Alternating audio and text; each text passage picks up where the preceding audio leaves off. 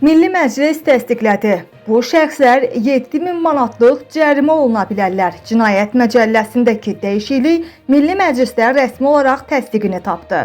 Gündəm xəbər verir ki, dəyişikliyə əsasən bundan sonra pilotsuz uçuş aparatı və ya hava nəqliyyatı qismində istifadə təyinatı olmayan digər hava gəmisinin hərəkət təhlükəsizliyi və istismarı qaydalarına riayət etməyə borclu olan şəxs həmin qaydaların pozulması, ehtiyatsızlıqdan zərər çəkmiş şəxsin sağlamlığına ağır və ya az ağır zərər vurulmasına səbəb olduqda 2 ilədək müddətdə müəyyən vəzifə tutma və ya müəyyən fəaliyyətlə məşğul olma hüququndan məhrum edilməklə 5000 manatdan 7000 manatadək miqdarda cərimə və ya 2 ilədək müddətə islah işləri və ya 2 ilədək müddətə azadlığının məhdudlaşdırılması yaxud da 2 ilədək müddətə azadlıqdan məhrum etməklə cəzalandırılacaq.